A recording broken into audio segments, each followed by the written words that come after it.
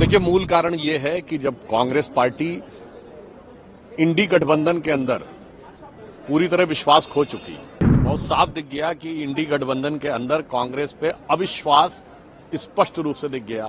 शायद उसे कवर करने के लिए प्रयास किया जा रहा है। जब से संसद का सत्र शुरू हुआ है तब से इंडी गठबंधन के दलों में होड़ लगी हुई है, कौन किसको अपने मुद्दे पे लाने में प्रयास करे। देखिए, मूल कारण ये है कि जब कांग्रेस पार्टी इंडी गठबंधन के अंदर पूरी तरह विश्वास खो चुकी, बहुत साफ दिख गया कि इंडी गठबंधन के अंदर कांग्रेस पे अविश्वास स्पष्ट रूप से दिख गया।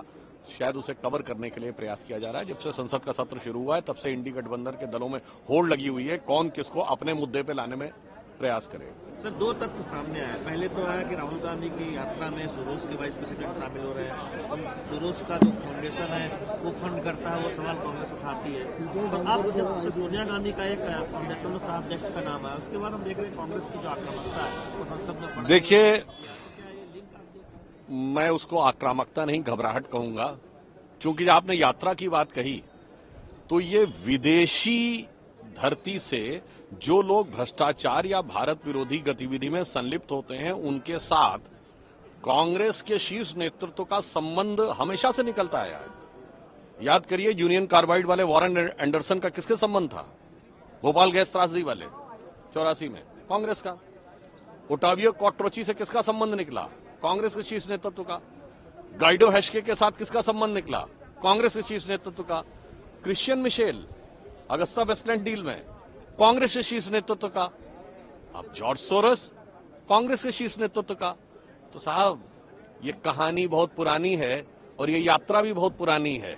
उसी चीज की घबराहट है कि कहीं सारे के सारे तथ्य निकल के सामने आए तो समस्या हो। और मैं पुनः पूछना चाहता हूं, विगत 40 वर्षों से मैंने 1984 यूनियन कार्बाइड वॉरेन एंडरसन को सरकारी जहाज में भगाने से लेके 2024 जॉर्ज सोरस तक हर विदेश के किसी न किसी भारत विरोधी या भारत में आरोपित व्यक्ति के साथ कांग्रेस के शीर्ष नेतृत्व का संबंध क्यों निकलता है, इसका जवाब देने से बचने के लिए ये बवाल हो रहा है। सर, ये सदन की कार्रवाई नहीं चल पा रही है, कांग्रेस या विपक्ष अडानी का मुद्दा उठा रहा है, आप लोगों की तरफ से सुरोस का विषय, इसका हल क्या निकले?